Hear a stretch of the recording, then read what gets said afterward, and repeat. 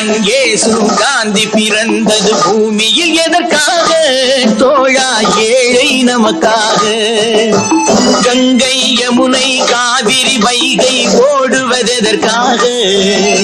நாளும் உழைத்த தாகம் எடுத்த தோழர்கள் நமக்காக.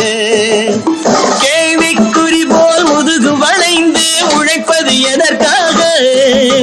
மானம் ஒன்றே பெரிதென எண்ணி பிழைக்கும் நமக்காக. புத்தன் இயேசு காந்தி பிறந்தது பூமியில் எதற்காக? தோழா ஏழை நமக்காக.